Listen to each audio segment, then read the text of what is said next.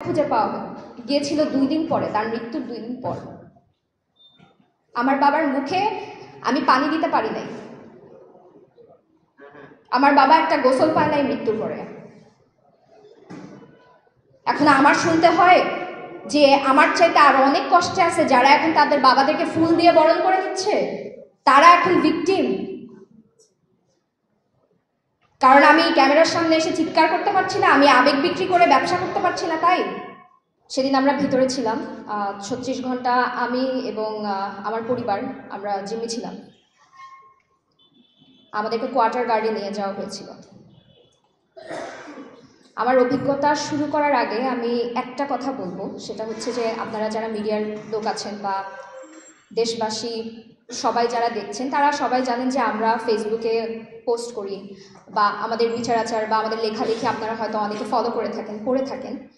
সেখানে কমেন্ট সেকশনে আমি একটা কথা পেয়েছিলাম একজনের পক্ষ থেকে, সেটা হচ্ছে যে সেদিন একজন সুবেদার মেজর ছাড়া অন্যরা প্রতিবাদ করেনি কারণ তারা নিজেদের প্রাণ ভয় ভীত ছিল। তারা কেউ প্রতিবাদ করেনি কারণ তারা যদি প্রতিবাদ করতো তাহলে নাকি তারা সবাই সেদিন মারা যেত, বাকি অফিসারদের সাথে তারা সবাই মারা যেত। তো এটা থেকে আপনাদের মনের মধ্যে কি ধরনের ছবি ভাসে? আপনাদের কি মনে হয় যে তারা সবাই প্রতিবাদ না করে একরকম বাধ্য হয়ে অস্ত্র নিয়ে তারা দাঁড়িয়েছিল চুপচাপ, তারা দেখছিল অসহায়ের মতো, তারা খুব মনে প্রাণে চাচ্ছিল বাঁচানোর জন্য কিন্তু তারা বাঁচাতে পারেনি? আপনাদের মনে কি চিত্রটা এরকম? আপনারা যখন সম্প্রচার করেন তারা জেল থেকে ছাড়া পাচ্ছে, কাঁদছে, তাদেরকে জড়িয়ে ধরছে তাদের সন্তানরা, আপনাদের মনে হয় এরা সবাই অসহায়ের মতো সেদিন হাহাকার করছিল অফিসারদের মৃত্যু দেখে? আমি আমার ফার্স্ট হ্যান্ড কাউন্ট, আমার নিজস্ব অভিজ্ঞতা শেয়ার করতে এখানে বসেছি। তারা কেউ প্রতিবাদ করে নাই এটা অবশ্যই সত্য, যিনি প্রতিবাদ করেছিলেন তিনি শহীদ হয়েছেন এটাও সত্য। ভেতরে যারা ছিল তারা শুধু প্রতিবাদ করে নাই এটা তাদের অপরাধ না, তারা স্বতঃস্ফূর্তভাবে অংশগ্রহণ করেছিল। সেদিনের অপরাধ একমাত্র খুন করা না, সেদিনের অপরাধের সাথে অনেক কিছু ছিল। আমি জানি না আপনাদের আসলে এখানে বয়স কত বা আপনারা কতটুকু খবরে দেখেছেন। 2009 সালে যখন 36 ঘন্টা পরে আমাদেরকে ছাড়া হলো, আমরা যখন বের হয়ে আসছি এবং আমরা যখন টিভিতে দেখেছি, আমরা পরবর্তীতে যখন, আমার বয়স এখন 30, আমি এখনো পর্যন্ত কোনো খবর, কোনো লেখা, কোনো নিউজ, কারো ইন্টারভিউ আমি এখনো পর্যন্ত দেখতে পারি না। এবং আমি গর্ব করে বলি আমার নার্ভ যথেষ্ট শক্ত, কারণ আমি যা অভিজ্ঞতা আমি নিজে যা এক্সপিরিয়েন্স করে আসছি, এটার পরে আমার পক্ষে সম্ভব না কোনো কিছু দেখে সহ্য করা যেটা আপনারা টিভিতে দেখেন, এবং টিভিতে 20%ও আসে নাই ভিতরে যা হচ্ছিল। এটা 25শে ফেব্রুয়ারির ঘটনা। সারা সপ্তাহ আমাদের সবার বাবারা ব্যস্ত ছিল। 25শে ফেব্রুয়ারির পরে বিডিআর সপ্তাহ শেষ হওয়ার পরে আমার বাবার আমাকে বইমেলায় নিয়ে যাওয়ার কথা ছিল।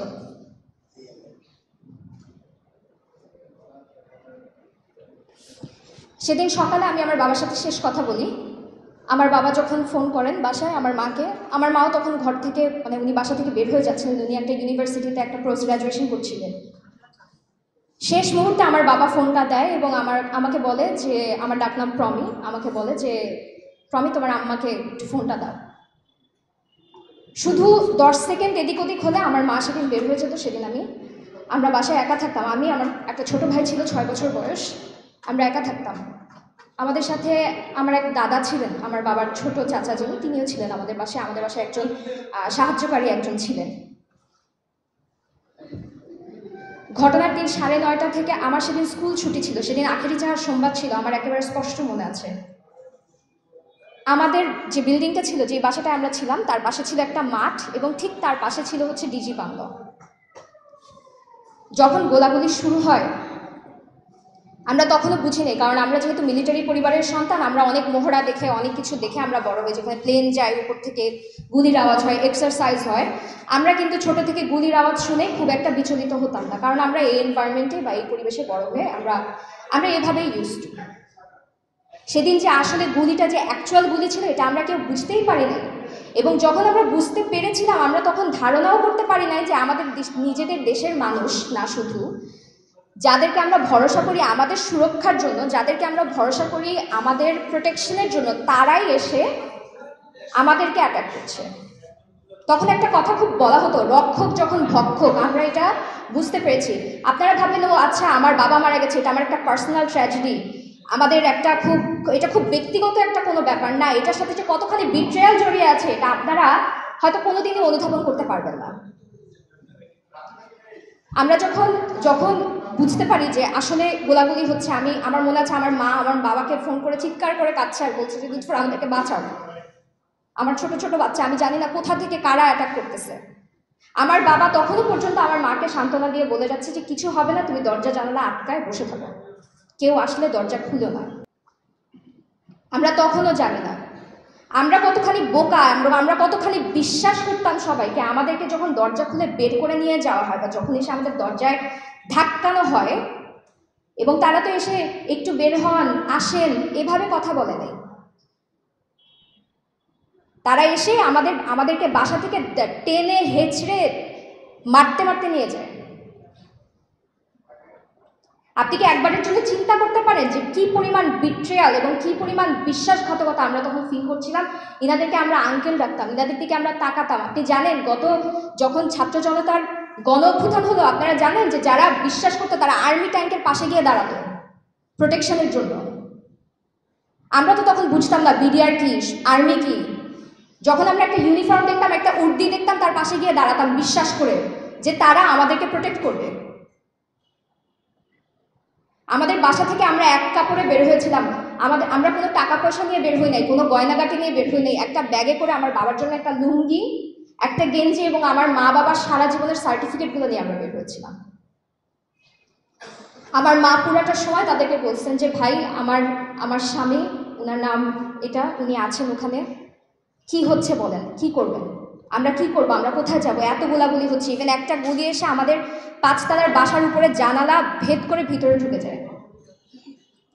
আপনারা যুদ্ধের সময় একটা ঘটনা, আমার মা বাবা খুব ছোট ছিলেন যখন যুদ্ধ হয়, কিন্তু তাদের একটা ইনস্টিংক্ট ছিল, আমি যখন বের হই, আমার 14 বছর বয়স, আমি ছোট একটা মেয়ে, আমার মা সবার আগে যে কাজটা করে সেটা হচ্ছে বিশাল একটা ওড়না দিয়ে আমাকে আপাদমস্তক জড়িয়ে ফেলে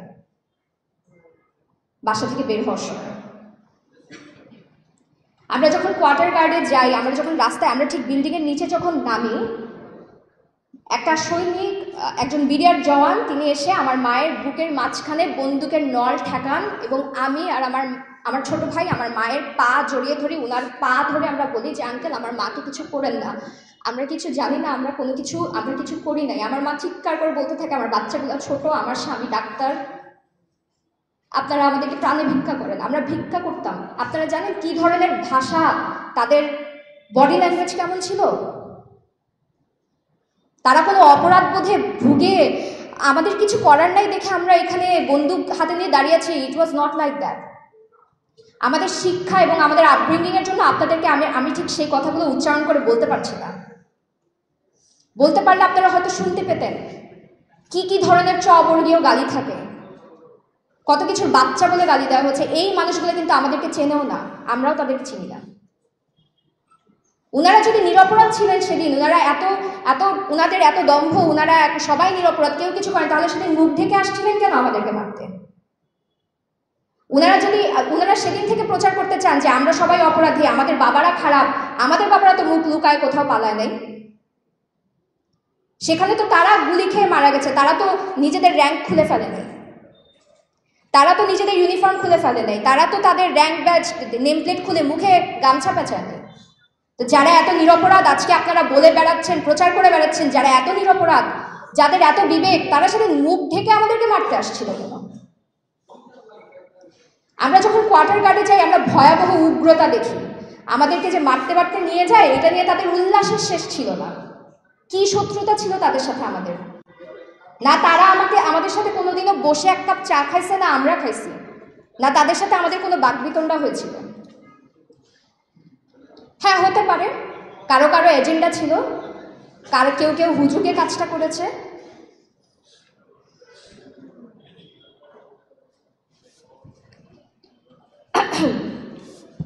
আমাদেরকে যখন কোয়ার্টার গার্ডে নিয়ে যাওয়া হয়, আমাদেরকে একটা রুমে প্রায় 70 থেকে 80 জন মানুষ আমরা ভিতরে ছিলাম, এবং যেহেতু ভিতরে আরও অনেক মানুষ ছিল, আমাদেরকে শুধুমাত্র ধাক্কা দিয়ে ঢোকানোর জন্য আমাকে পর্যন্ত তারা মাথার পিছনে বন্দুকের বাট দিয়ে মারা হয়, আমি পিছনে লাথি খাই, বুটের লাথি খাই। আমার সাথে আমার দাদা যিনি ছিলেন বয়স্ক ব্যক্তি, উনাকে লাথি মারা হয়। আমার মা আপাদমস্তক আবায়া পরা ছিল, আমার মাকে শুধুমাত্র সামনে দেওয়ার জন্য, দুজন আন্টিকে সামনে দেওয়ার জন্য, আমার বাচ্চা ভাইটাকে সামনে দেওয়ার জন্য আমরা যখন উনাদেরকে সামনে ঠেলে দিই, আমাদেরকে পিছন থেকে রীতিমতো ক্যাটেলের মতো, পোলট্রির মতো আমাদেরকে একটা রুমে ঢোকানো হচ্ছিল। আমি রুমের ভিতরে ঢুকে কি দেখি জানেন? আমি রুমের ভিতরে ঢুকে এমন মানুষ দেখেছি যারা এভাবে করে দাঁড়িয়েছিল, হাতের এখান থেকে মাংস নাই, রক্ত পড়ছে, এলো পাতারি তারা বেয়নেট দিয়ে খুঁচিয়েছে। আমার পাশে একজন আঙ্কেল ছিলেন, আমি একটু নড়লেই উনি হঠাৎ করে বিরক্ত হয়ে উঠতেন। আমি চিন্তা করতেছি যে আমরা কেউই এখানে দাঁড়াতে পারি না, বসতে পারি না, আমি নড়লে উনি বিরক্ত হচ্ছে কেন? আমি যখন সরে গেলাম তখন আমি দেখলাম যে আমি এক পুল রক্তের মধ্যে বসে আছি। উনি একজন অফিসারও না, উনি কেউ না, উনি একজন অফিসারের বাসায় একজন গেস্ট হিসেবে আসছেন। তাদেরকে আপনারা নিরপরাধ বলছেন?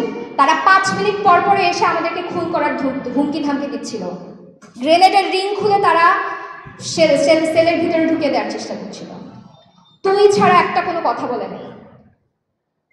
36 ঘন্টা ভিতরে বাচ্চা ছিল, বৃদ্ধ ছিল, অফিসারদের বাবা মারা ছিল, ছোট সন্তান নিউবর্ন বাচ্চা ছিল, কারণ কেউ এক ফোঁটা পানি খেতে পারে না। ডায়াবেটিসের রোগী ছিল, হাইপোগ্লাইসেমিয়া হয়ে পড়ে গেছে। আপনারা শুধু মনে করেন যে যারা খুনি শুধুমাত্র তারাই অপরাধী। আমার রাতের বেলা আমরা বাথরুমে যেতাম একসাথে, আমরা একা বাথরুমে যেতে পারতাম না, আমরা দল বেঁধে বাথরুমে যেতাম। রাতে যখন আমি বাথরুমে যাই, আমার 6 বছরের ভাই, আমার ছোট একটা ভাই, ও বাইরে দাঁড়িয়ে ছিল। ওকে তখন সেখানকার জওয়ান বন্দুক বের করে, গুলি বের করে বলে, দেখ এটা চিনিস, এটা চিনস, তোর বাপরে মাইরা ফেলেছে, তোরেও এটা দিয়ে মারবো। আপনি শুধু একবার চিন্তা করে দেখেন, একটা 6 বছরের ছোট একটা বাচ্চা। আমি তখন বাথরুম থেকে তাড়াহুড়া করে আমরা বের হয়ে আমরা আবার সেলে চলে যাই। 36 ঘন্টা আমরা এইভাবে করেছিলাম। তারা বলে তোদেরকে আজকে খাইতে দিব না, আমরা আজকে ফিল্ড মেসে রান্না করবো, আজকে খাবো, তোরা দেখবি। নিরপরাধ, নিরীহ, নিরীহ, নিরপরাধ, নিরস্ত্র আমাদের বাবারা ছিল, আমরা ছিলাম। সাকিব ভাই আপনাদের কাছে প্রশ্নটা দিয়ে গেছে, আমিও সেই প্রশ্নটাই দিয়ে যাব। আমরা আই উইটনেস টেস্টিমনি দিচ্ছি, আমরা এর কাছে শুনছি, ওর কাছে শুনছি, অমুক বলছে, ইন্ডিয়ান আসছিল, এই ইউনিফর্ম পরা ছিল, কিচ্ছু না। ইন্ডিয়া পড়াতে পারে, শেখ হাসিনা অর্ডার দিতে পারে, এক্সিকিউট কারা করছিল সেখানে? আর যারা এই ধরনের কথা, যারা এই ধরনের উগ্রতা উল্লাস করছিল, তাদের মোটিভেশনটা কি ছিল? যারা আজকে বাবাকে বুকে জড়িয়ে ধরতে পারছে 7 বছর পরে, তারা কিভাবে ভিকটিম হয়? আমার বাবাকে 32 জনের একটা গণকবরে খুঁজে পাওয়া গিয়েছিল 2 দিন পরে, তার মৃত্যুর 2 দিন পর। আমার বাবার মুখে আমি পানি দিতে পারি নাই, আমার বাবা একটা গোসল পায় নাই মৃত্যুর পরে। এখন আমার শুনতে হয় যে আমার চাইতে আরো অনেক কষ্টে আছে যারা এখন তাদের বাবাদেরকে ফুল দিয়ে বরণ করে দিচ্ছে, তারা এখন ভিকটিম। কারণ আমি ক্যামেরার সামনে এসে চিৎকার করতে পারছি না, আমি আবেগ বিক্রি করে ব্যবসা করতে পারছি না, তাই?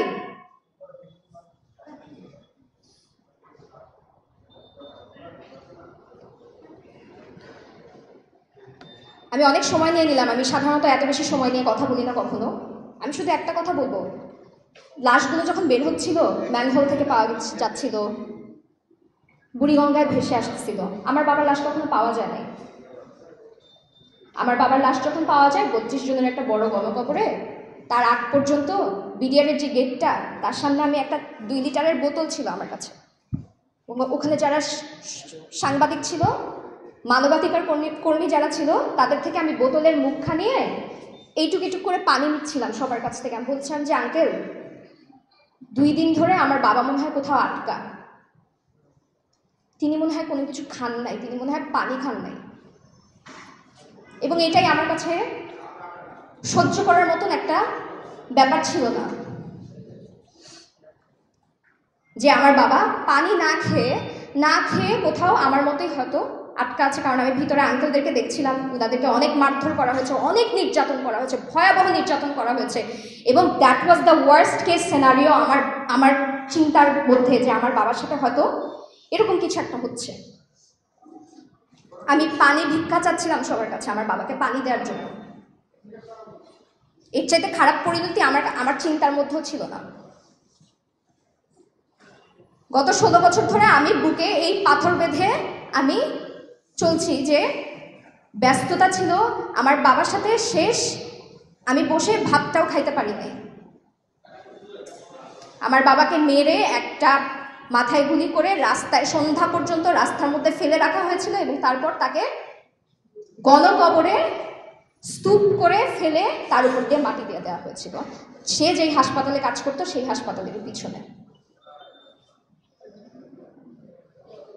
এটাই আমার শেষ স্মৃতি। আমার বাবার শেষ স্মৃতি হচ্ছে আমার বাবাকে একটা ড্রয়ারের থেকে বের করে আমাকে দেখানো হয়েছে, যেখানে আমার বাবার মুখ বিকৃত হয়ে আছে। আমার 14 বছর বয়সে আমার বাবার শেষ স্মৃতি, আমার বাবার সাথে আমার শেষ স্মৃতি হচ্ছে এটা। ধন্যবাদ।